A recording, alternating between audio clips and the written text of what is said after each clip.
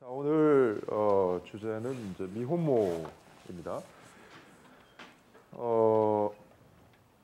미혼모라고 하는 것은 말 그대로 이제 결혼하지 않은 상태에서 엄마가 되는 것이죠. 즉 임신하고 이제 출산한 여성을 우리가 이제 미혼모라고 부르는데, 뭐 견해에 따라서는 뭐 미혼이라고 하는 말이 뭐 잘못되었다, 그래서 비혼이라고 하는 말을 더 선호하시는 분들도 있어요. 비혼모라고 부르는 분들도 계시는데, 어쨌든 우리가 더 일상적인 용어는 이제 미혼모이기 때문에 이제 미혼모라고 하는 용어를 쓰는데,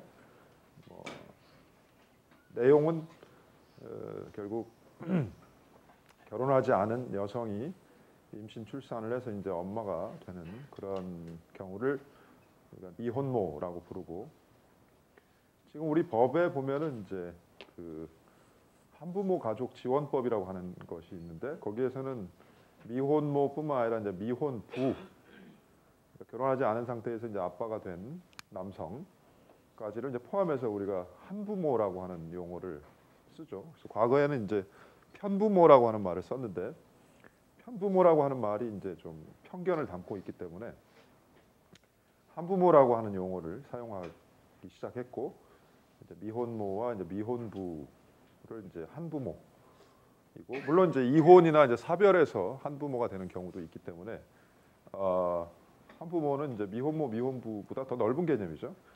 그래서 어쨌든 부모 가운데 이제 한쪽이 없는 경우를 우리가 이제 한부모라고 하는데, 이제 그 중에 하나가 미혼모 가족이 되겠죠. 우리나라 지금 미혼모, 그러니까 한부모 가족이 2012년 기준으로 167만 가구죠. 이게 지금 가구 수를 말하는 것이고, 지금 2010년을 보면은 이제 사별 이혼을 빼고 미혼모 내지는 미혼부 가족이 18만 가구죠. 가구. 그러니까 전체 가구 수의 약 9% 정도가 이제 그 한부모, 부모 중에 한쪽이 없는 그런 가정이 9% 정도고, 그 전체 이제 한부모 가족 중에서도 한 10% 넘게 이제 15% 정도가 이 미혼모 내지는 미혼부 가족이죠. 그러니까 뭐 지금으로 치면 한 20만 가구라고 볼 수가 있을 것 같아요. 대략. 그러니까 20만 가구 정도가 이제 미혼모, 미혼부 가족. 뭐 대부분은 이제 미혼모 가족이기 때문에 뭐 우리가 이제 정확한 숫자를 확인할 수는 없지만, 대략적으로 이런 통계들을 통해서 미혼모로가 가장인 그런 그 가구 수가 이제 대략 어느 정도 되겠다. 대략 한 20만 가구 정도가 있겠다. 이제 이렇게 이제 추정을 해 보는 것이고, 결국 그 미혼모 문제가 이제 왜 문제가 되느냐라고 하는 것은, 이제 결혼하지 않은 여성이 결국 그 임신해서 출산을 했다라고 하는 것이기 때문에, 이제 전통적인 가족 개념에 따르면 일단은 남녀가 혼인을 하고, 그 혼인한 남녀가 이제 아이를 낳아서 이제 자녀를 갖게 되고, 이렇게 이제 혼인과 혈연으로 이루어진 그 관계를 우리가 이제 가족이라고, 패밀리라고 부르는데, 그 가족의 이제 대전제가 되는 이제 혼인이라고 하는 그 관계가 없다는 거죠. 바로 이제 거기서부터 이제 문제 제기가 되는 것이고, 그다음에 이제 미혼모의 경우에는 이제 미혼모가 아이를 양육하고, 그리고 이제 그 어쨌든 가족이니까 그 가족의 이제 생계를 꾸려 나가야 되기 때문에 아무래도 경제적인 어려움을 지게 된다라고 하는 것이죠. 그래서 뭐 우리가 지금까지 이제 여러 주제에서 나왔던 것처럼, 기본적으로 생계라고 하는 것은 가족끼리 이렇게 생계를 꾸려 나가는 것이죠. 즉 사적인 부양, 그러니까 부양 의무가 있는 자들이 부양함으로써 이제 가족의 생계를 꾸려 나가는 것이 대원칙이기 때문에 뭐 미혼모 가족의 경우에도 뭐 다른 건 다 빼고 결국 뭐 미혼모가 되기로 선택했다면 결국 그 여성이 자신의 자녀와 함께 가족의 생계를 꾸려 나가야 된다라고 하는 것은 뭐 당연한 일인데 생계가 어려워졌기 때문에 바로 거기에 대해서 사회 공동체가 내지는 이제 국가가 공동으로 부담을 지고 경제적인 지원을 과연 할 수 있는가 이런 문제이고 특히 이제 문제가 되는 부분은 이 청소년 미혼모인 것 같아요. 청소년. 그래서 지금 우리나라 이제 법에 따르면 청소년은 24세 이하를 우리가 청소년이라고 부르기 때문에 사실은 이제 민법상의 이 성인 19세 이상으로부터 24세 이하까지도 이제 포함한 청소년, 포함한 개념이 이제 청소년이기 때문에 사실은 이제 이 대학생 같은 경우도 이제 미혼모가 되면 이제 청소년 미혼모가 되는 거죠. 근데 이제 어쨌든 법적으로 보면은 이제 성인이기 때문에 조금 이제 다르게 취급해야 되는데 어쨌든 청소년 미혼모 또 정확히 얘기하면 이제 결국 이제 10대 티네이저 미혼모 이제 주로 이제 중고등학생들의 연령대에 있는 이제 여성들이 임신 출산을 하는 경우가 이제 또 크게 문제가 되는 것 같아요. 왜냐하면 이제 학령기 이제 공부해야 될 교육받을 시기에 있는 그 나이이기 때문에 그 나이 대에 있는 여학생들이 이제 임신을 하게 되면 교육을 못 받게 되면 나중에 이제 직업을 가질 수 없게 되고 그러면 또 경제적으로 어려움에 처하게 되고 또 그런 환경에서 또 자란 아이가 다시 또 이 미혼모가 되는 그러니까 미혼모를 일종의 뭐 대물림하는 그와 같은 이 악순환이 또 반복이 될 수가 있기 때문에 그런 차원에서는 또 특히 이제 10대 미혼모라고 하는 부분도 크게 이제 문제가 되는 것 같아요. 이런 다양한 문제들이 있는데 아까 이제 동영상에서 봤던 여성의 경우에는 이제 직접 양육을 이제 선택한 경우인데 우리나라 이제 그 입양 관련된 통계들을 보면은 입양은 이제 두 가지 종류가 있어요. 우리나라에. 그러니까 민법에 따른 일반적인 입양이 있어요. 우리가 잘 알고 있는 입양은 이제 주로 이제 뭐 아이가 없는 부모들이 이제 입양을 하는 경우죠. 그래서 과거에는 입양이라고 하는 것이 주로 목적이 뭐였냐면은 가문을 이어가기 위해서 이제 뭐 제사를 지내야 한다라든지 이런 것들 때문에 이제 이 가문을 위한 입양 제도였다면은 이것이 조금 이제 발달되면은 이제 부모를 위한 입양이죠. 이제 나이 들어서 부모를 이제 수발하고 뭐 이제 그러니까 뭐 이런 어떤 뭐 외로움을 달래주고 이제 그런 차원에서 이제 부모를 위한 입양이라면 이제 요즘 현대의 입양의 목적은 이제 제일 최우선의 목적은 결국 입양되는 아동이다라고 하는 것이 보편적인 인식이에요. 그러니까 아동을 위한 입양이 되는 것이죠. 그래서 이런 그 입양과 관련된 이제 흐름이 있는데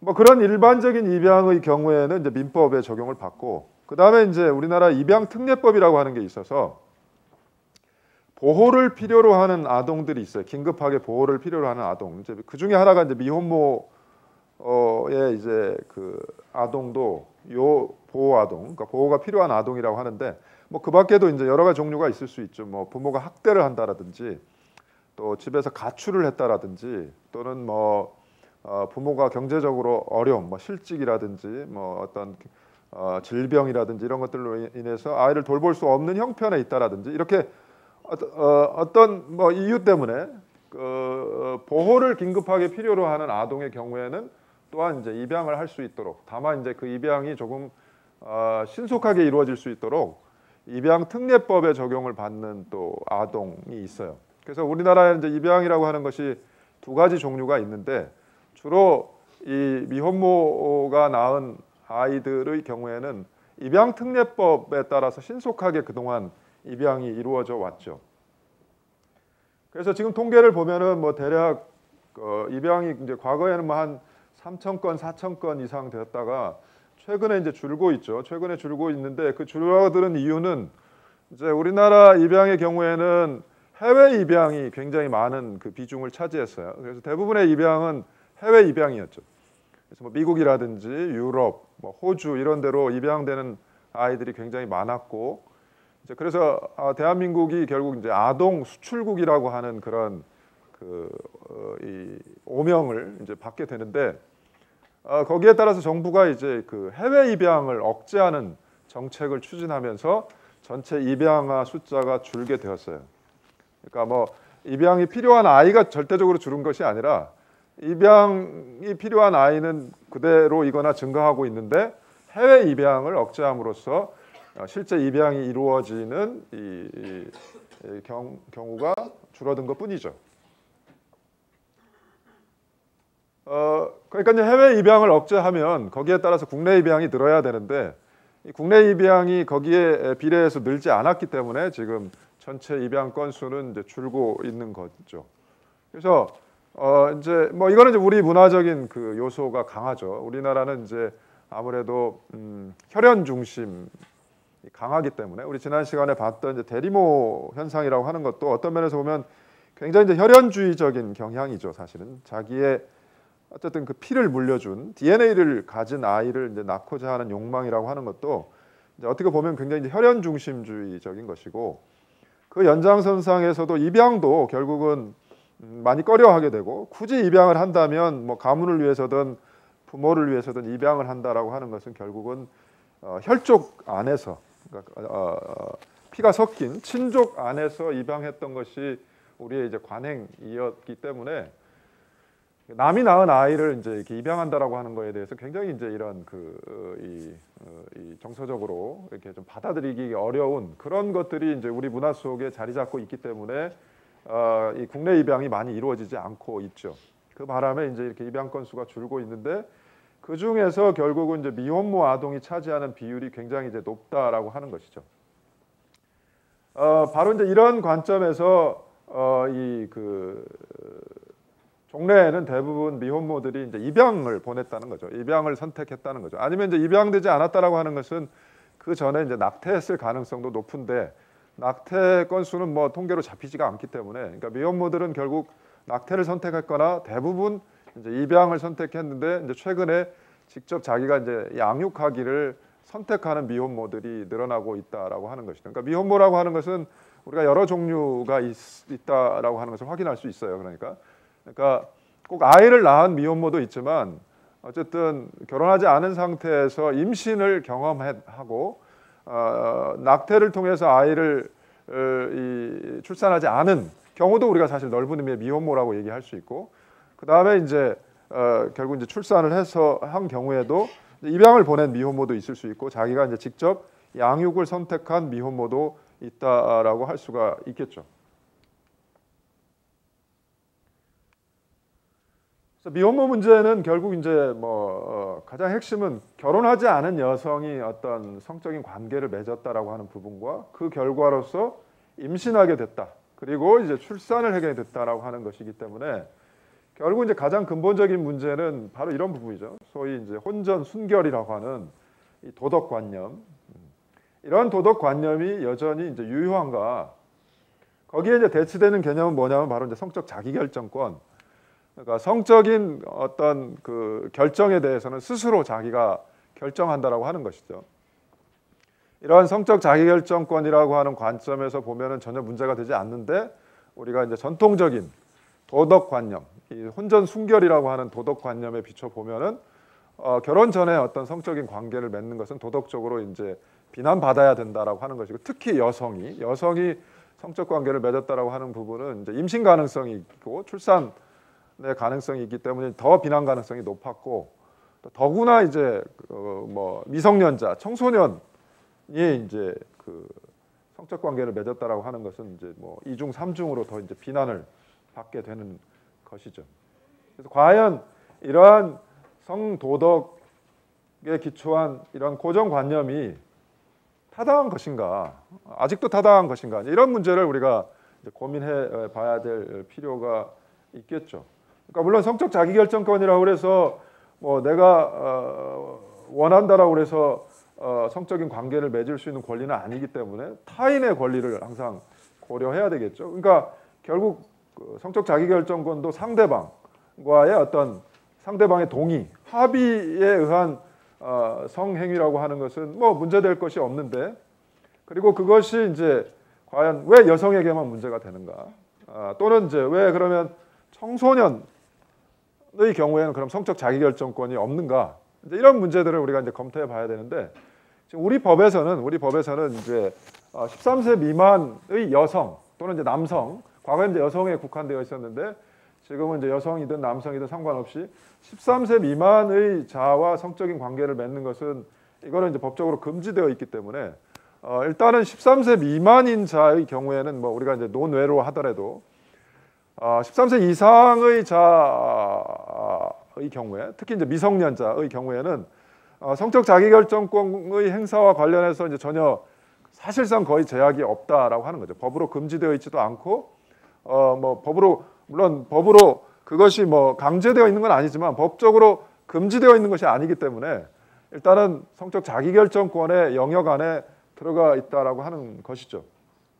그런데 그럼에도 불구하고 과연 여성의 그러니까 결혼하지 않은 여성, 특히 이제 10대 청소년의 이런 그 성적 자기결정권의 행사가 이런 소위 이제 혼전 순결이라고 하는 도덕관념에 의해서 제약될 수 있겠는가, 여전히 이제 이런 문제가 우리가 좀 검토를 해봐야 되는 것이고, 더 이제 크게 문제가 되는 부분은 좋다 뭐 결혼 전에 뭐 성적인 관계를 맺는 것까지는 좋은데, 특히 여성의 경우에는 이제 그로 인해서 임신하거나 출산을 하게 되면 이거는 좀 문제가 되지 않느냐라고 하는 좀 더 이제 비난 가능성이 높아지는 것 같아요. 이 혼전 임신 내지는 출산이라고 하는 부분이, 다시 말해서 적어도 임신과 출산은 결혼한 부부를 전제로 한 어떤 이제 그 행위가 허용되는 행위가 된다라고 하는 그런 생각들이 있기 때문에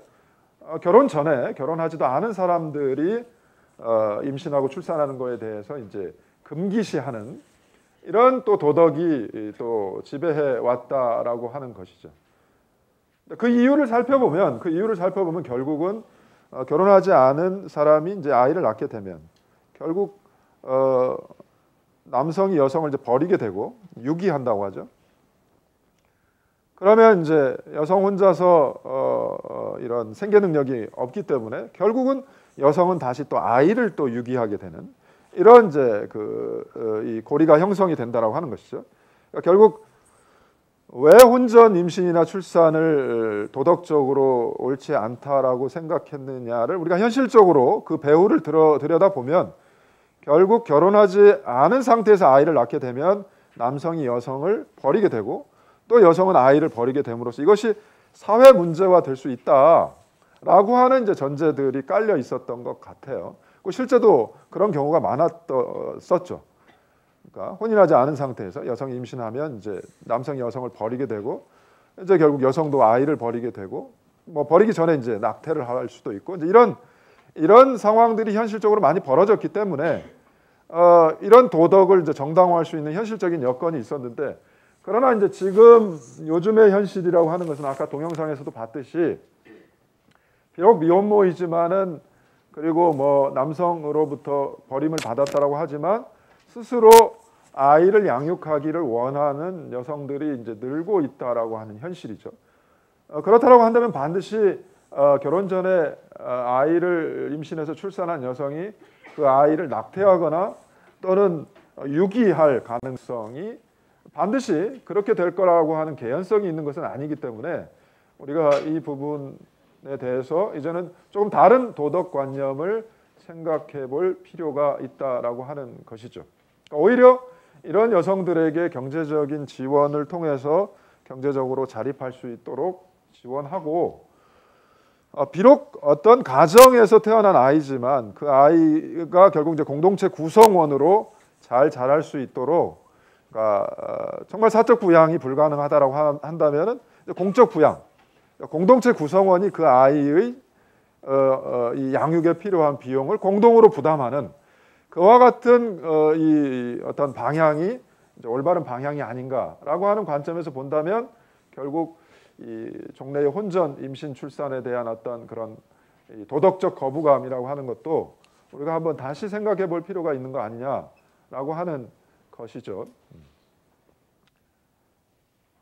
결국 미혼모라고 하는 것은 배우자 없이 아이를 출산해서 이제 뭐 많은 경우에는 이제 입양을 보내거나 이제 낙태하거나 심지어 이제 유기하는 경우가 많았다는 거죠. 그러니까 TV 뭐 보도 같은데 보면은 뭐 10대 미혼모가 임신 사실을 모르거나 숨기고 어느 날 갑자기 출산을 해서 출산한 아이를 버리고 이제 도망가는 거죠. 도망가면 그 아이는 이제 다행히 이제 빨리 발견이 되면 구조가 되는 것이지만 발견이 못 되면 이제 이 저체온증으로 인해서 결국 사망에 이르게 되죠. 죽거나 이제 구조된다고 하더라도 이 뇌에 이상이 생기기 때문에 결국 이제 장애를 얻게 될 가능성도 굉장히 높죠, 사실. 그래서 결국 이제 이것이 이제 그 미혼모들이 겪는 그 현실이기 때문에 미혼모들은 대부분 뭐 아이를 버린다, 아니면 이제 결국 뭐 낳더라도 입양을 시킨다라고 하는 것인데, 아까도 얘기했던 것처럼 이제 직접 양육을 선택한 미혼모가 이제 증가하고 있는 현실에서는 꼭 그 자녀의 출산이라고 하는 것이 부부만이, 그러니까 결혼한 부부만이 할 수 있는 일인가에 대한 고민이 필요하다는 것이죠.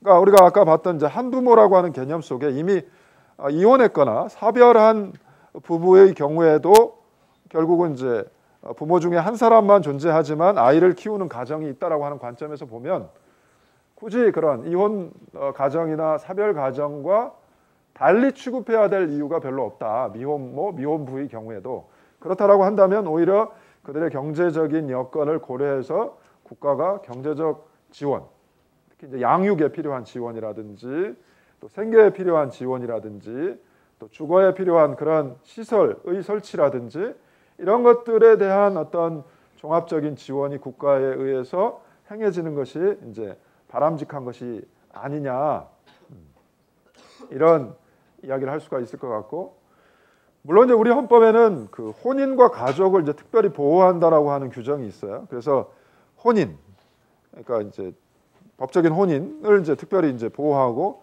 그 혼인의 기초에서 이제 태어난 가족을 특별히 이제 보호한다라고 하지만, 기본적으로 이제 우리가 이제 혼인이라고 하는 개념도 우리가 나중에 좀 살펴보겠지만은 이제 혼인이라고 하는 개념도 요즘은 이제 그 변화가 찾아오고 있고, 가족이라고 하는 개념도 상당히 변화가 찾아오고 있는 것 같아요. 그러니까 전통적인 혼인의 기초에서 또 혈연의 기초에서 뭔가 같이 공동생활을 하는 가족이라고 하는 개념이 많이 이제 해체되고 있다는 것이죠. 그렇기 때문에 우리가 전통적인 가족 개념을 가지고 그런 가족에서 형성된 이 부모와 자녀만이 뭐 정상적인 가족이고, 그렇지 않은 가족은 비정상적이다, 이제 이렇게 보기는 어려운 상황이 왔기 때문에 우리가 이 혼인하지 않은 여성 또는 이제 뭐 그 배우자인 남성이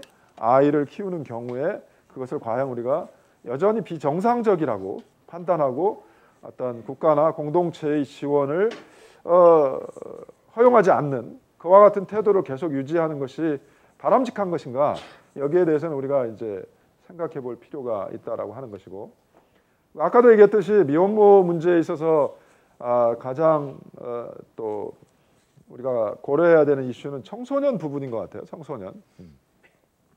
그래서 뭐 여러분들도 이제 중고등학교 때 뭐 그런 경험을 했을 수도 있지만, 그러니까 그 이제 동료들 가운데 불가피하게 그런 임신을 경험한 그런 동료들을 이제 경험했을 수가 있는데, 그런 이제 청소년 미혼모의 경우에는 결국 대부분 이제 학생, 이제 교육을 받아야 될 연령에 있기 때문에 바로 이제 이런 그 교육받을 기회를 이제 박탈당하는 경우에는 이제 결국 굉장히 어려움에 이제 처하게 된다라고 하는 것이죠.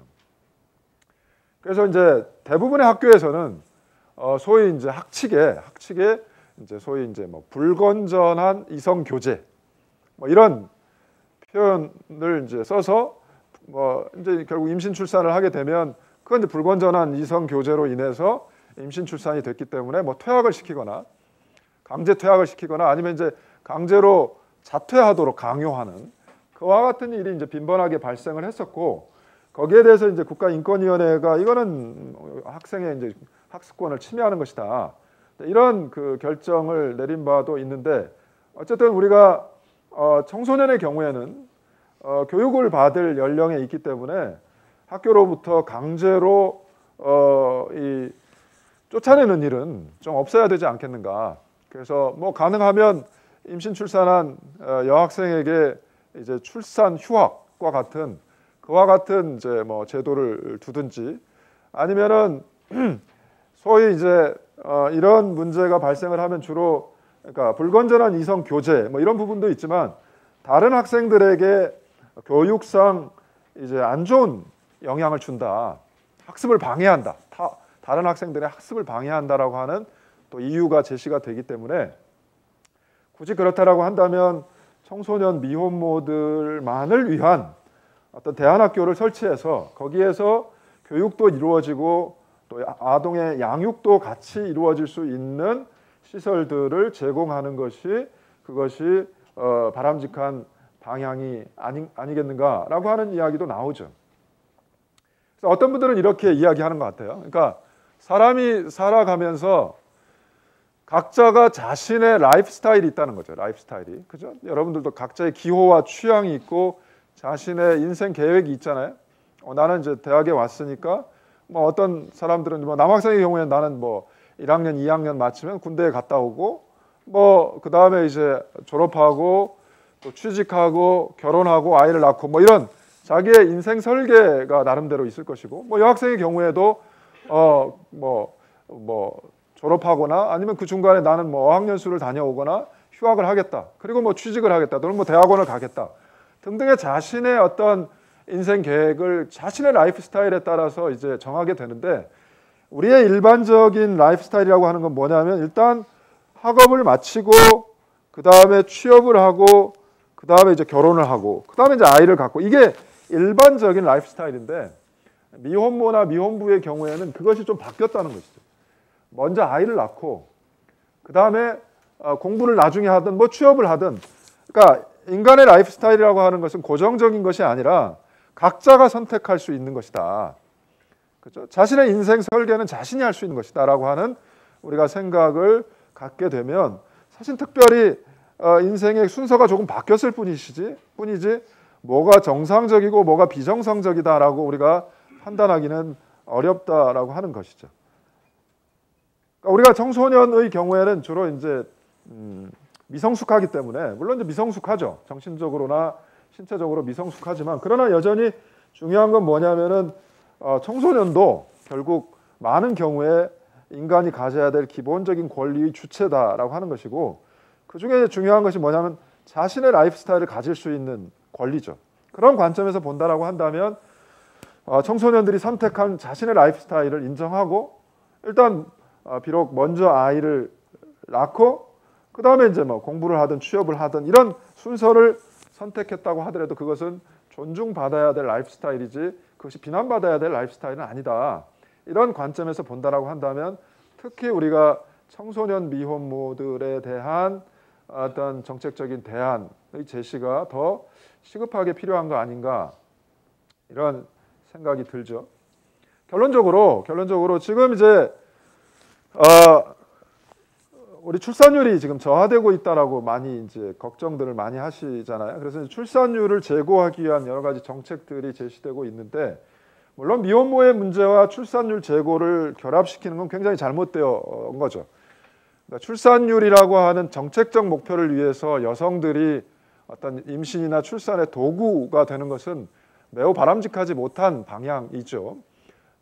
그래서 어쨌든 출산율을 제고하기 위해서 여러 가지 이제 정책적, 아이를 낳은 여성들, 아이를 낳은 가족들에 대해서 뭐 인센티브를 준다라든지 하는 부분들이 있지만은, 그러나 그것으로 인해서 여성들에게 출산을 이제 선택이 아닌 강요가 될 수 있도록 하는 것은 이제 과거로 돌아가는 것이죠. 그러니까 임신과 출산은 분명히 여성만이 할 수 있는 특별한 이 능력이죠. 그렇기 때문에 이제 과거에는 이 여성의 출산이라고 하는 것은 자신의 선택이라기보다는 의무였죠. 왜냐하면 공동체의 존속과 유지를 위해서 자녀의 출산이라고 하는 것이 필수적이었기 때문에 생산력과 직결되기 때문에 여성의 출산과 임신과 출산은 사실은 공동체가 부여한 의무였었는데 이제는 뭐 이거는 여성의 자기 결정권이라고 하는 거죠. 임신 출산에 관한 자기 결정권. 그러니까 임신을 할 것인지 여부, 출산의 여부, 그리고 내가 몇 명의 아이를 낳을 것인지, 그다음에 아이 간의 그 나이 차를 어느 정도로 둘 것인지 이런 것들은 다 여성의 자기 선택이라는 것이죠.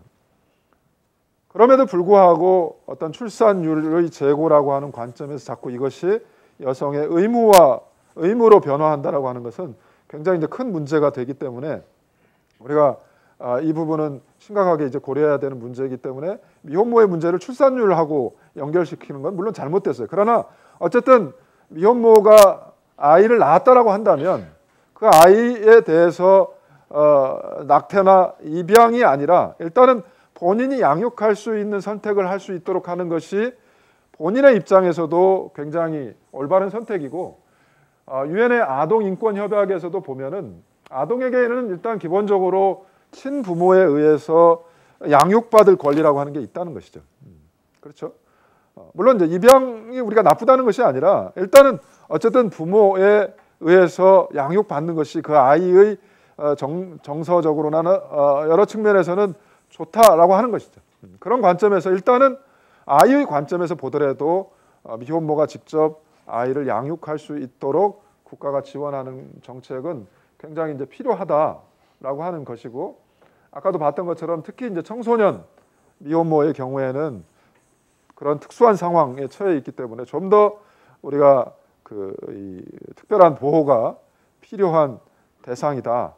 그렇기 때문에 우리가 이제 결국 이제 중요한 물론 이제 어떤 정신적인 상담이라든지 치료라든지 이런 부분들도 필요하겠지만은 결국 현실적으로 보면은 결국은 이제 경제적인 지원이죠. 양육이나 생계에 필요한 경제적 지원이기 때문에 과연 우리가 사회 공동체 구성원들이 미혼모 내지는 미혼부로 구성된 이런 가족에 대해서 경제적 지원을 하는 거에 대해서 이제 과연 우리가 동의할 수 있을 것인가, 사회적 합의를 끌어낼 수 있을 것인가, 이것이 이제 굉장히 중요한 문제인데 우리가 좀 더 전향적인 방향에서 좀 검토가 돼야 되지 않겠는가라는 생각이 들어요. 그래서 우리가 한번 이제 토론해 보고 싶은 주제는 두세 가지가 되는데, 첫 번째는 결국 미혼모에 대한 부정적인 시각, 편견이나 차별은 결국은 혼전 순결이나 혼전 임신, 출산의 금기와 관련된 도덕인 것 같아요. 도덕, 그죠? 종래의 도덕.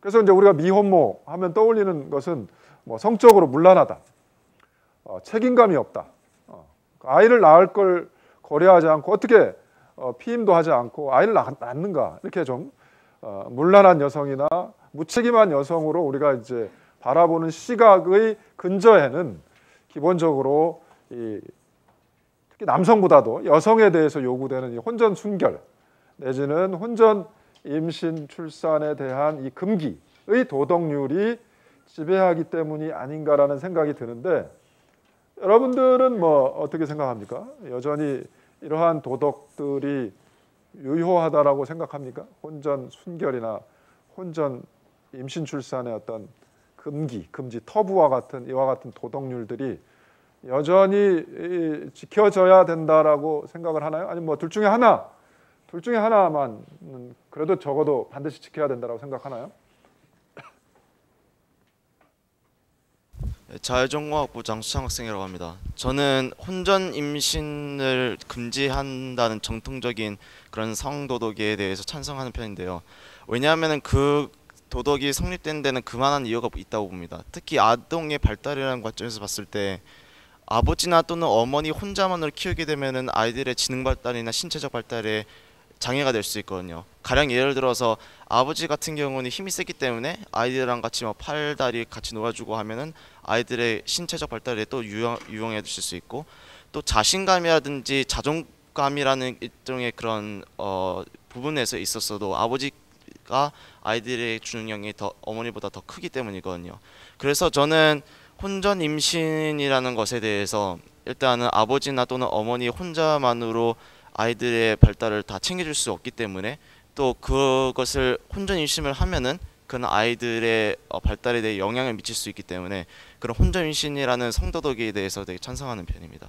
아직도 전 타당하고. 단계에서 혼전 순결까지도 지켜져야 된다고 생각합니까? 네. 두 가지 다 합쳐서. 네. 네. 좀 논란이 될 만한 이야기를 했어요.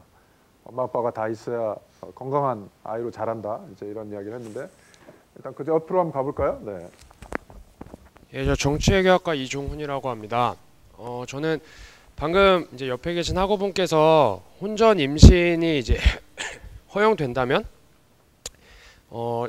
이제 정상적이라고 생각되는 두 명의 이제 그러니까 각각 한 명의 아버지와 어머니를 가진 가정에서 자라나지 못하게 되므로 아동의 이제 성장에 영향이 있을 수 있다라고 말씀을 해주셨는데요. 그 부분은 이제 혼전 임신이라는 거랑 한부모 가정이란 거를 좀 부당하게 필연적으로 연결시키는 좀 오류가 있는 것 같습니다. 그러니까 혼전 임신을 한다고 해서 무조건적으로 부나 모 중에 한쪽만 가지게 되는 건 아니라고 생각을 하고 그것을 이제 연결시키는 원인이 오히려 이제 그 혼전 임신 그 미혼모라든지 뭐 미혼부 같은 이제 혼전 임신을 해서 아이를 출산한 가정에 대해서 사회적 제도적으로 이게 도움을 주지 못하고 알아서 이제 뭐 양육하도록 방치한다거나 아니면은 그들에 대한 이제 도덕적인 편견 이러한 것들이 이제 결합이 되어서 실질적으로 정상적으로 아동을 키워낼 수 없는 환경을 만들어낸다고 생각을 하지 오히려 그 혼전 임신 자체가 반드시 그렇게 연결되지는 않는다고 생각을 하고요.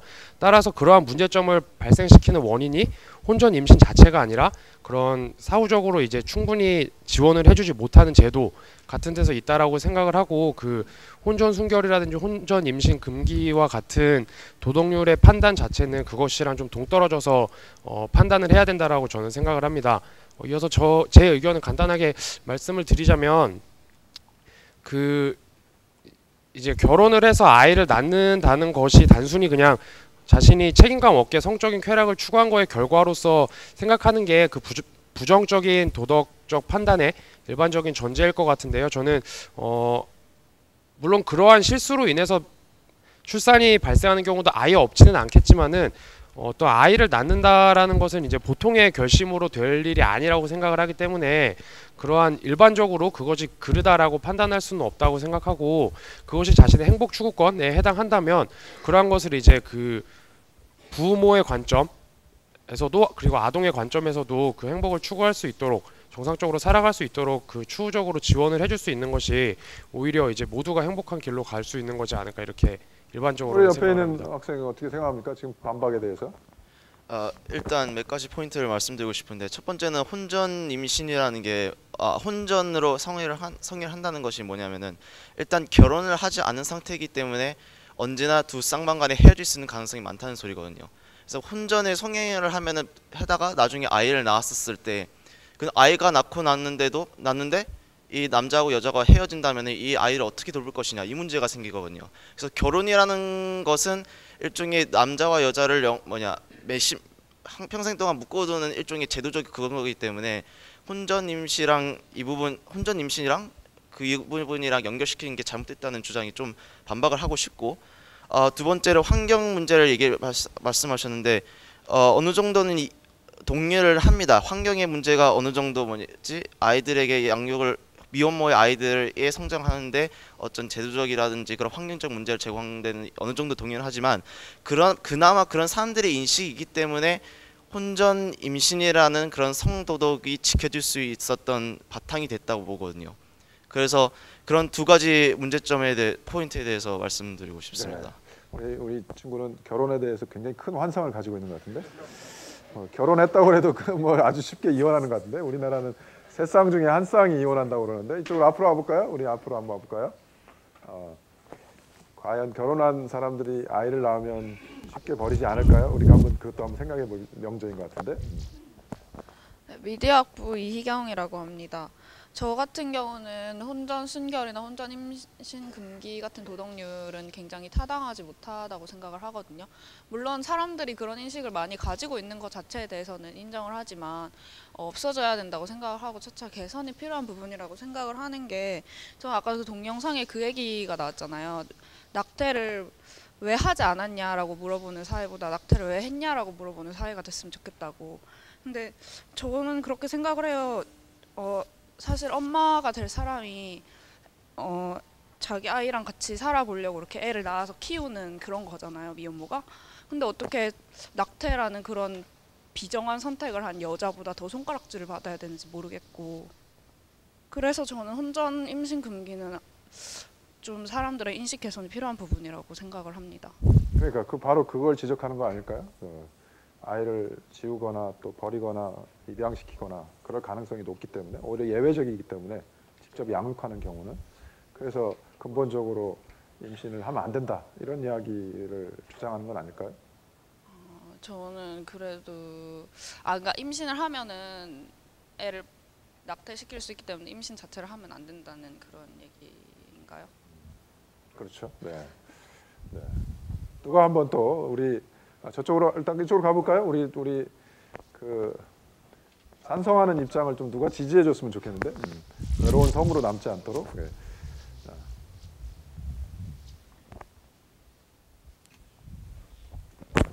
예, 저 철학가 엄준섭입니다.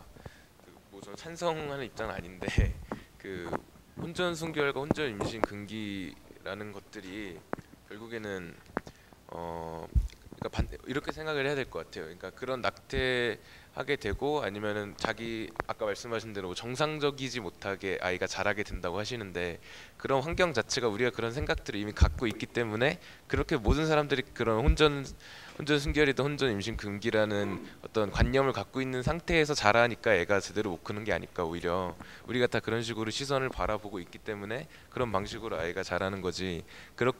예컨대 혼인이라는 어떤 제도 장치가 또 신비적인 마력을 부여해가지고 애를 뭐 잘 크게 한다든지 못 크게 한다든지는 아니라고 생각하거든요. 그러니까 그런 의미에서 우리 뭐 제 생각에는 요즘에 뭐 많이 바뀌어 나가고 있다고 생각을 하는데, 혼전 임신이든 혼전 순결이든 간에 그거를 갖다가 우리가 제도의 이름으로 갖다가 뭐 잣대를 들이대고 그리고 그들에 대해서 비판적인 시선을 보내기보다는 그런 도덕률이 타당하지 않은지에 대해서는 각자가 판단할 수 있는 문제로 둔 다음에, 제도적으로는 우리가 보호해야 될 부분이 있다면 보호하고, 그건 보호해야 되는 당위는 혼전 순결이 옳고 그름에서 나오는 게 아니라 우리가 이제 새로 태어난 우리 사회 구성원을 사회복지적인 차원에서 감싸 안는 나는 생각으로 그런 당에서 도출된 어떤 도움의 손길이 필요한 거라고 생각합니다. 네. 각자의 선택의 문제다. 저 뒤로 가볼까요? 네, 뒤로 가볼까요? 우리 남학생을 지원해주지 않나요? 누가 지원해줬으면 좋을 것 같은데. 경제학과 이길종입니다. 이거 혼전 순결과 혼전 임신 금기라는 도덕률 자체가 원래 어떤 누군가가 갑자기 이게 도덕적인 것이다라고 해서 생긴 게 아니라 이 생활을 역사적으로 계속 진행돼 오면서 어떤 게 더 현실적으로 더 합당하고 안정적인지 그런 것을 그런 결과에 의해서 이게 도덕으로 정착되었다고 생각하기 때문에 이런 혼전 임신 금기나 혼전 순결 자체는 타당하다고 생각하는 게 이게 그런 금기를 바탕으로 했기 때문에 이게 제대로 되고 제대로 되지 않았다 이런 것을 떠나서 애초에 이게 혼인 이후에 성관계를 하고 임신을 하는 것이 훨씬 안정적이고 더 뭐라 해야 되지? 더 제대로 된 성장에 도움이 된다고 생각하기 때문에 이게 타당하다고 말할 수 있을 것 같습니다. 지원하는 거군요, 지금. 네. 네. 같은 생각인 것 같은데 뒤로 가볼까요? 네.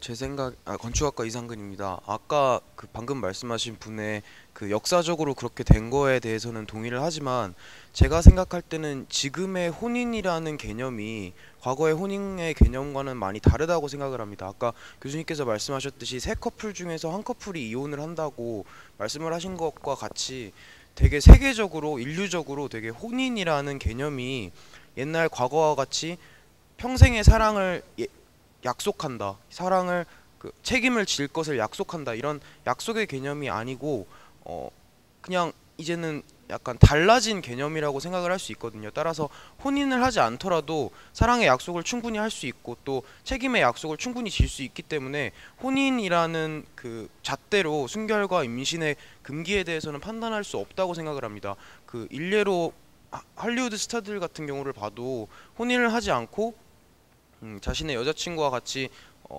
아이를 갖고 이제 그 아이에 대해서 최대한 책임을 지고 아름답게 아이를 키우는 경우를 볼 수 있듯이 자신이 거기에 대해서 책임을 질 수 있다고 확신을 하고 또 그 여자에 대해서 또 그 남자에 대해서 사랑을 확신을 한다면은 혼인이라는 잣대가 없이도 혼전 순결 그러니까 성행위를 할 수도 있고 임신을 할 수도 있다고 저는 그렇게 생각합니다. 네, 뒤로 가볼까요? 네. 저도 앞에 부분 말씀에 동의하고요. 지금 혼인이라는 그런 혼인이라는 것 자체도 되게 시간에 따라 되게 많이 변화하는 추세라서 네, 제 생각에도 이제 혼인이라는 잣대로 순결, 임신 이런 걸 딱 구별짓는 건 옳지 않다고 생각하고요. 전 대신 혼전 임신에 대해서는 조금 더 생각하고 싶은 게 저는 이제 이것을 조금 도덕률이 혼전 임신에 대해서는 아직도 좀 타당하다고 보는 게 이제 특히 필수 교육을 받아야 되는 청소년의 경우에는 그 임신을 한 청소년의 경우에도 임신을 함으로써 자신의 교육을 제대로 완수하지 못하고 또 사회의 그런 혜택을 누리지 못할 수도 있기 때문에 그냥 도덕률에 대해서는 그런 사람들이 도덕의식을 가지는 거에 대해서는 아직 타당하다고 생각합니다. 그게 법이나 제도까지 연결되면 좀 개인의 자유가 왜 청소년만 그렇죠? 청소년 뭐 먼저 임신을 하고 나중에 공부하면 안 되나요? 그래도 네, 맞춰서 해야 되지 않을까? 맞춰서 해야 돼요? 모든 사람이 다 이렇게 똑같이 살아야 되나요? 대학도 꼭 20살부터 24살 때 대학을 다녀야 되나요? 나중에 30 넘어서 대학에 들어오면 안 되나요? 꼭 때라는 게 있나요? 모든 사람에게 정해진 때라는 게 있을까? 그래도 일단 아이를 낳고 나면 자기 교육에 치중할 시간이 조금 줄어들지 않을까요? 네. 좋습니다. 이쪽으로 한번 더 와보죠. 우리 이쪽에 좀 더 구체적으로 생각해 보면 될 것 같아요. 결국 이제 도덕이라고 하는 것이 타당성을 가지려면 결국 이제 현실적으로 그것이 이제 법적으로 강제되려면 도대체 무슨 사회적 해악이 있을까를 이제 고민해 보면 될 것 같아요. 그러니까 혼인하지 않은 여성의 임신이나 출산이 어떤 사회적 해악이 될 것인가 이런 것들을 이제 고민해 보면 되는데 일단 한번 들어볼까요? 네, 중문과 이해란입니다. 저는 개인적으로는 혼전 순결과 혼전 임신을 지켜야 된다고 생각을 하는데 그냥 일반적으로 봤을 때는 물론 혼인 전에 결혼하기 전에 성관계를 맺을 수 있고 그럴 수 있다라고 생각을 합니다. 그 사람에 따라서. 그런데 제가 생각했을 때 문제점은 결혼 전에 물론 성관계를 가질 수는 있습니다. 그런데 이 성관계가 그러니까 어떤 임신을 의도를 하고 한 것인지 그렇지 않은 것인지에 따라 또 달리 생각해 볼 수 있을 것 같은데요. 왜냐하면 사람에 따라서 상황에 따라서 결혼을 할 수 없는 상황인데 애를 가지고 애를 키울 수 있는 그런 경우도 있을 수 있잖아요. 예를 들어서 집안에 반대가 심해서 결혼하지 못하는데 둘이가 너무 사랑해서 같이 가족을 꾸리고 싶다거나 이런 경우에는 당연히 어쩔 수 없는 혼전 임신이 이루어질 수 있는 거고 이건 특별히 사회적인 문제 되지 않는다고 생각합니다. 그런데 성관계를 맺었는데 이게 임신을 의도치 않고 둘이 그렇게 한 건데 모르고 그런 상황이 발생했을 경우에 이런 경우가 문제가 되는 것 같습니다. 그래서 특히 문제가 되는 게 이럴 때 남자와 여자가 헤어져 버린다거나 이런 경우 때문에 그런 것 같은데 그래서 제가 생각했을 때는 남녀의 쌍방이 성관계를 맺기 이전에 과연 임신을 의도를 했는지 의도를 하지 않았는지 이런 상황에 따라서 의도를 했다면은 이후에 아이가 나와도 둘이 잘 키울 수 있는 상황이 되겠지만 의도를 하지 않았을 경우에는 우리가 흔히 생각하는 여러 가지 사회적인 문제들이 발생한다고 보고요. 그리고 우리가 굳이 여기서 계속 혼인을 어떤 조건으로 내세우는 건 혼인을 한 이후에 임신을 한다라는 것은 양 남녀가 부모가 될 의지가 있고 또 애를 키울 어떤 의지가 있고 능력이 있고 이런 것들을 어느 정도 우리가 전제를 한다라는 가정이 있기 때문에 혼인이라는 조건을 우리가 내세우는 거라고 생각을 합니다. 그렇기 때문에 굳이 혼인을 하지 않더라도 이러한 전제 조건들을 어느 정도 충족시켜줄 수 있는 상황이라면 혼전 순결이나 혼전 임신이 뭐 어긋나도 큰 문제가 없다라고 보고요. 그리고 또한 그 혼전 순결을 하지 않고 뭐 결혼 전에 성관계를 맺었는데 그 만약에 비의도적으로 아이를 갖게 되었을 경우에 이런 경우에 무조건 바로 사회적인 문제로 이어진다고 생각하지 않습니다. 이 경우에 중요한 거는 과연 두 남녀가 이 아이를 서로 함께 키울 의지가 있느냐 없느냐가 여기선 중요하다고 생각을 해요. 그래서 만약에 서로 함께 키울 의지가 없는 경우에 역시 우리가 생각하는 문제들이 여러 가지 발생하는 것이고 또 서로 함께 물론 의도치 않았던 임신이지만 그래도 서로 그러면 사랑해서 낳은 아기가 될 테니까 그러면 함께 키우게 되면 문제가 되지 않는다고 생각을 합니다. 그리고 또 한 가지 말하고 싶은 건 설령 한부모가 되었다고 하더라도 이 한부모를 우리가 한부모 가정을 무조건 안 좋게 생각하는 이런 사회적 인식도 문제이지만 이 한부모 가정이 더 큰 문제는 저는 아이의 관점에서 봤을 때 아이에게 너무 미안한 일이 되지 않나 이런 생각이 들었습니다. 물론 이후에 아이가 커나가면서 부모의 상황을 충분히 이해할 수 있다면 물론 좋은 일이겠지만 그 이해하기 그 이전까지 아이가 충분히 성숙하기 이전까지는 상당히 힘들지 않을까. 엄마가 할 수 있는 역할이 있고 아빠가 할 수 있는 역할이 따로 있다라고 보는데 이런 부분에 문제가 있지 않을까 싶고 따라서 이 혼전 순결, 혼전 임신과 관련하여 국가가 해줄 수 있는 일은 이런 의도치 않은 사회적인 문제가 발생하는 한부모 가정이 되는 것 같은 이런 경우에 어떤 사회적인 제도를 마련해 주는 게 이게 국가가 할 일이라고 생각합니다. 네, 그 이제 아이의 관점에서도 이야기가 나왔는데 도대체 이제 우리가 현실적으로 생각해 보면 무엇이 사회적 해악이 되는가를 이제 고민해 보면 될 것 같아요. 예를 들면 아이에게 아이의 성장에 도움이 되지 못한다. 뭐 이제 이런 근거가 필요한 거죠. 현실적인 해악성. 결국 이 단순히 그냥 어떤 관념적인 차원에서 뭐 이런 금기, 이런 도덕이 필요하다가 아니라 이것이 이제 현실적으로 오면은 과연 무슨 사회적 해악이 존재하는가? 어떤 게 그러니까 있을까요, 없을까요? 사회적 해악이 미혼모라고 하는 이 현상이 사회적 해악이 있나요? 금방 얘기했던 것처럼 아이에게 뭐 도움이 되지 못한다와 같은 사회적 해악이 구체적으로 존재하나요? 있다면 뭘까요? 없다면 뭐 없는 거고. 이쪽으로 와볼까요? 네. 식품자원 경제학과 정재욱입니다. 저는 우선 잠호원이라는 미혼모 시설에 있는 봉사자분들이랑 한 달에 한 번 정도 이제 낙태 반대 운동을 하고 있는 상황입니다. 그런데 이제 그래서 미혼모들을 만날 경우가 많은데 그 미혼모들 같은 경우에는 일반적으로 정상적인 사회생활이 지금 불가능한 상태입니다.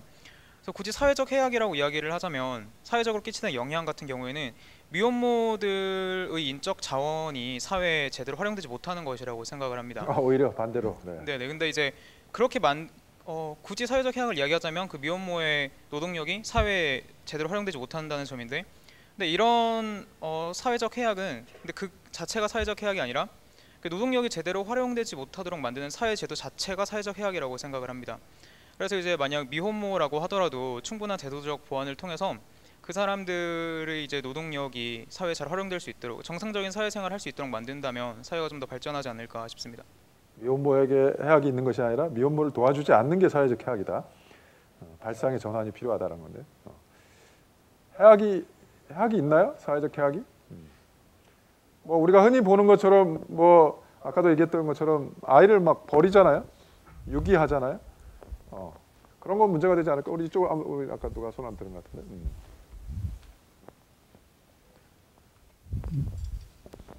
행정학과 권태성입니다. 지금 우리나라가 낙태 1위라고 하는데 그게 너무 남성 중심적인 관점에서 미혼모나 혼전 순결을 바라보는 관점이 있는 것 같습니다. 남자나 여자나 서로 같은 동의하에 성관계를 가지거나 그런 입장에서 이제 아이를 낳는 것인데 사회적 편견이 너무 그 여자만 되게 잘못된 일을 저질렀다는 식으로 지원을 하는 걸 오히려 더 사회가 부패했다는 그런 식으로 표현하는 게 되게 좀 비정상적인 현상이라고 생각하는데요. 결혼 시기가 점점 이제 30대 초반까지 30대 초중반이 이제 일반적인 결혼 정년기로 치부되고 있는 상황에서 20대 성인들이 서로 이제 거의 합의하에 이렇게 성관계를 갖는 게 되게 일반적인 현상이 됐는데 그런 상황에서 혼전 임신이나 혼전 순결을 혼전 임신에 관해서는 일단 철저한 성 교육이나 이런 걸 통해서 피임에 대한 피임 같은 예방 조치를 잘 교육하는 게 오히려 더 중요한 것이지 그런 거를 금지한다고 해서 막아줄 수 있는 부분이 아니라고 생각하고요.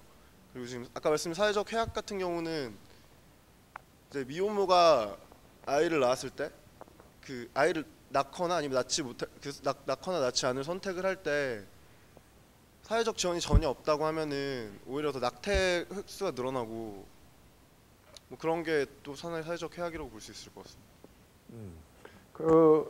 이제 지금 우리나라에는 그 베이비박스라고 하는 게 한 군데 설치되어 있죠. 그래서 아이를 이제 버릴 수 있는 장소를 마련해 주는 것이죠. 그래서 버리려면 좀 안전한 곳에 버려라. 아이를 버리면 버린 부모, 엄마, 아빠도 굉장히 이제 도덕적인 그런 부담감에 시달리게 되고 결국 그 아이도 죽거나 뭐 장애를 갖거나 이런 상황이기 때문에 베이비박스를 설치해서 안전하게 아이가 버려질 수 있도록 그래서 아이의 건강과 생명은 적어도 구출할 수 있다라고 한다면 부모에게도 물론 버린 그 도덕적인 이 부담은 완전히 사라지지는 않겠지만 그래도 아이가 안전한 곳에 버려졌다라고 하는 그리고 언젠가는 또 입양될 수도 있을 거라고 하는 그와 같은 또 어떤 안정감을 찾을 수가 있기 때문에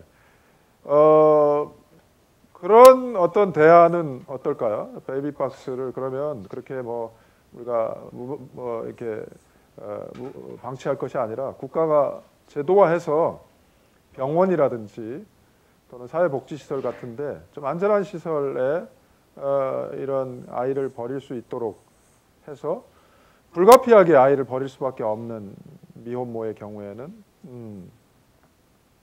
미혼모의 형편도 고려하고 버려지는 아이도 고려하는 적어도 낙태는 막을 수 있잖아요. 그렇다면은 그런 대안은 어떤가요? 베이비박스를 이렇게 방치할 것이 아니라 합법화해서 정해진 법에 정해진 어떤 기준을 충족한 시설에 대해서는 아이를 버릴 수 있도록 하고 결국 이제 그 버린 엄마 주로 엄마겠지만 엄마나 아빠는 버린 거에 대한 어떤 법적인 책임을 묻지 않고 뭐 도덕적 책임이야 뭐 그거는 뭐 어쩔 수 없기 때문에 법적 책임을 묻지 않고 영원히 결국은 이제 묻어주는 거죠. 뭐 그런 대안은 어떨까요?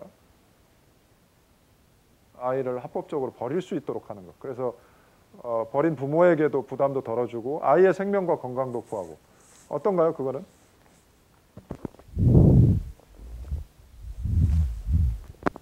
사학과의 강종섭이라고 합니다.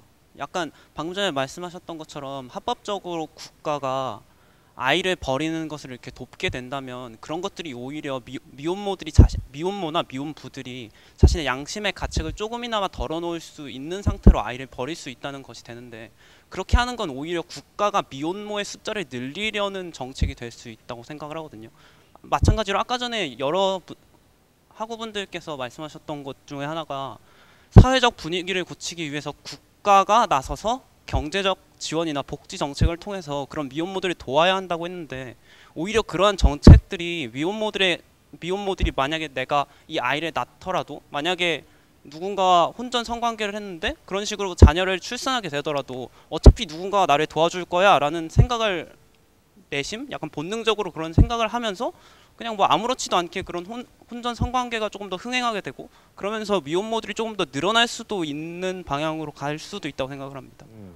오히려 그런 방향으로 갈 수 있기 때문에 반대한다 이런 뜻이겠죠? 뒤로 가볼까요? 예, 저는 그러한 지원 정책이 미혼모를 늘린다는 입장에 대해서는 반대 입장을 취하고 있습니다. 기행옥과 김동규입니다. 기본적으로 그 임신을 하게 되면은 임신을 했다고 해서 아이가 그 자리에서 뚝딱 나오는 게 아니라 임신 기간 동안 그 임산부 생활을 하게 되는데 그 미혼모들 대부분이 제가 알기로는 그 제가 본 그 TV나 뭐 그 기사들을 보면은 그 아이를 임신한다, 그 원치 않게 아이를 임신한 다음에 그 아이를 지우지 못하는 게 그 아이가 그 하나의 생명을 가지고 있다고 생각을 해서 그 아이를 지우지 못하는 경우가 많은데, 그 앞서 앞에 분이 말하신 것처럼 그 개인의 그 이기심이나 그런 이유 때문이라면은 굳이 귀찮게 그 임신 기간을 가지지 않고 그 자리에서 낙태를 하지, 그런 사람들이라면은 그 임신을 해서 굳이 아이를 낳은 다음에 그 아이를 이제 정부가 지원하는 그런 곳에 이제 버릴 거라고는 저는 이제 생각하지 않습니다. 이제 그 정도로 이제 그 인간이 이기적이라고 생각하지 않기 때문에, 따라서 사회가 그 미혼모를 지원하는 거는 그 아이를 그 하나의 생명으로 보고 그 낳았기 때문에 그 아이에 대한 지원은 이제 국가가 해주는 것이 저는 맞다고 생각하고, 그 좀 전에 그 교수님이 말했던 그 지정한 센터에 그 아이를 버리게 한다는 방법은 그 괜찮은 방법이기도 한데, 이제 그 뒤에 이제 나올 문제점들 같은 경우에는 이제 지정된 자리에 이제 버리게 되면은 이제 우리나라 특성상 아무래도 그 도덕적인 그것을 좀 많이 강조하기 때문에 그 부차적인 이제 인권 침해 문제가 나올 수 있다고 생각합니다. 예를 들어서 그 간단하게 그냥 인터넷상에 신상이 노출되는 것만으로도 그 많은 불이익을 받게 되는데, 그 충분히 그런 곳에 이제 뭐 몇몇 사람들이 가서 감시하고 있다가 이 사람은 뭐 애를 버렸다, 뭐 이런 것도 가능하다고 보고, 또 이제 미혼모뿐만 아니라 그 애를 기르기 힘든 가정이 이제 무분별하게 이제 그냥 아이의 행복을 위해서라고 뭐 아이를 포기하는 방법도 나올 수 있기 때문에 저는 그것도 문제점이 나올 거라고 생각합니다. 부작용이 클 것 같다라고 하는 거죠. 이쪽으로 와볼까요? 근데 이제 유럽이나 지금 미국에서는 아주 본격적으로 논의가 되고 있고, 유럽에서는 이제 합법화 논의가 아주 적극적으로 진행이 되고 있기 때문에 우리는 지금 논의 자체가 안 되고 있어서 제가 볼 때는 좀 논의 자체가 필요한 것 같긴 한데 얘기해 볼까요? 네, 아이를 버리는 베이비 박스를 만든다는 것 자체는 그냥 이론적으로만 들어봤을 때는 국민들의 가지고 있는 그런 도덕 감정에 대해서 조금 배반하는 행위라고 생각을 해요. 그래서 이런 대안적인 방법은 좋은데 이게 제도로 마련될 때는 다른 방식으로 마련된다고 생각해요. 일단 아이를 뭐 버릴 수 있다는 표현이 그렇지만 뭐 아이를 버릴 수 있는 그런 국가가 보호해주는 게 마련된다고 해서 딱히 뭐 미혼모들이 안전 장치라고 생각하고 좀 더 혼전 임신을 가볍게 생각하거나 쉽게 생각하는 것이 사례가 늘 거라고 생각되진 않는 게, 이미 우리 사회에서는 그러니까 암암리에 다 혼전 임신이나 혼전 순결을 강요하는 분위기가 깔려 있는데도 미혼모가 이렇게 생기는 상황은 원치 않은 상황에서 본인들도 다 그걸 인지하고 있는데 그렇게 혼전 임신이 되는 경우라고 생각이 돼요.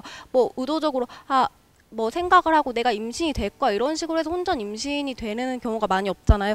근데 일단 그런 관습 같은 거에 다 인식에서도 이제 임신을 이미 한 상태에서는 그 아이가 이제 사회에 나왔을 때 좀 나쁜 방식으로 이렇게 뭐 아이가 거래되는 행위 이런 것도 인터넷에서 기사를 보긴 하는데, 그렇다기보다는, 그리고 무분별한 장소에 벌어지기보다는 차라리 국가가 제공하는 합법적인 방식에 의해서 뭐 위탁을 하거나 맡기거나 이렇게 될 수 있는 그런 제도적 방향은 충분히 갖춰질 수 있다고 생각이 들거든요.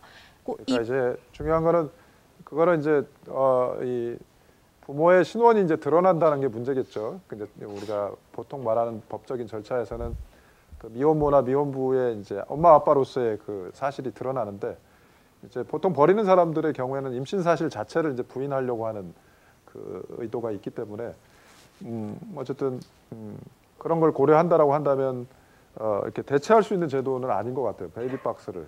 그러니까 베이비박스가 가지고 있는 나름대로의 그런 부모의 신원을 드러내지 않으면서도 또 아이의 건강과 생명을 구할 수 있다라고 하는 그런 고유한 어떤 이 장점을 살릴 수 있는 제도는 아닌 것 같아요. 기존의 제도로는 어떨까요? 하지만 베이비 박스라는 것 자체가 정말 박스를 두고 아이를 이제 버리고 가라 이런 식으로 부모의 신분을 감춘 채 너가 마음에서 조금이나마 그런 도덕적 불안감을 덜은 채로 버리고 가라 이런 제도가 과연 실질적으로 행해질 때는 국민들이 그걸 받아들일 때 기본적으로 가지고 있는 도덕 감정이나 그런 것에 대해서 위반돼서 많은 사회적으로 반발이 일어난다고 생각을 하기 때문에 그게 제도적으로 실현되긴 조금 어렵다고 생각합니다. 그거는 이제 뭐 본인의 생각이죠. 일반적인 국민의 생각을 추정할 수는 없는 거고 우리가. 근데 어쨌든 유럽에서는 또 미국에서는 굉장히 이제 본격적으로 논의가 되는 것 같아요. 그래서 현실을 생각해야 되죠. 우리가 그러니까 아이를 버리면 안 된다라고 하는 도덕관념에 묶여 있으면 안 되고 실제로 아이를 버리는 사람이 있다라고 하고 버려진 아이가 죽는다는 거죠.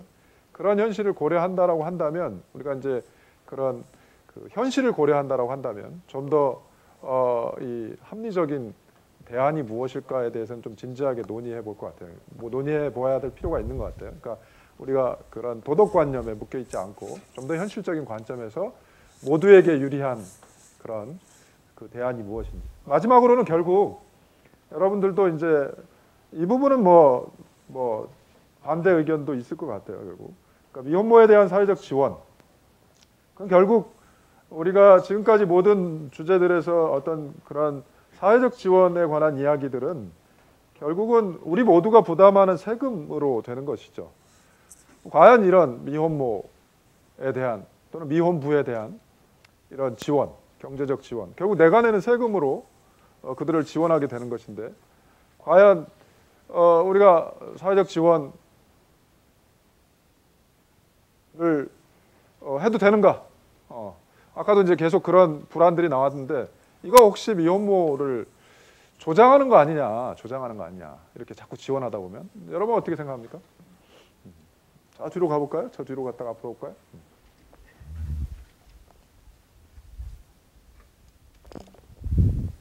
네, 자유전공학부 문정현 학생인데요. 그 아까 베이비박스 같은 경우에는 그 제가 알기로 유엔 아동권리위원회에서 그 다른 나라에서 체코와 같은 나라에서 이미 설치되어 있는 베이비박스가 영유아의 유기를 조장한다는 이유로 그런 베이비박스를 없앨 것을 이렇게 권고를 하고 강력하게 주장을 하고 있는 것으로 알고 있고요.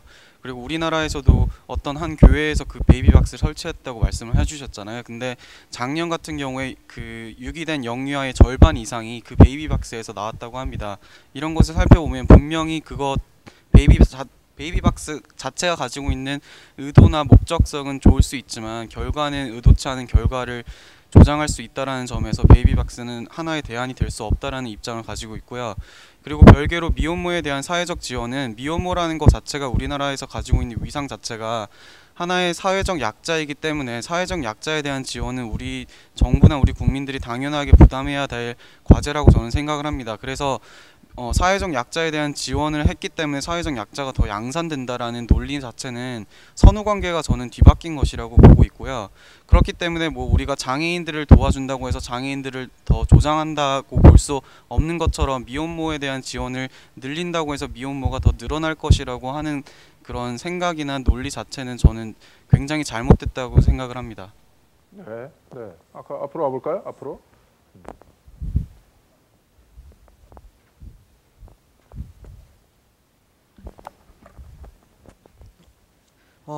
그 미혼모에 대한 지원도 역시 복지 차원에서 논의가 되는 것인데 어떤 복지에 대해 복지 정책을 강화하거나 이럴 때 그 가난이 더 늘어났다는 것은 역사적으로도 이미 증명이 된 바 있습니다. 영국의 복지병이라든가 이런 것을 봤을 때 복지의 증가는 분명 그런 책임의 약화를 불러일으켜서 미혼모의 증가를 조장하는 측면도 있을 수 있습니다.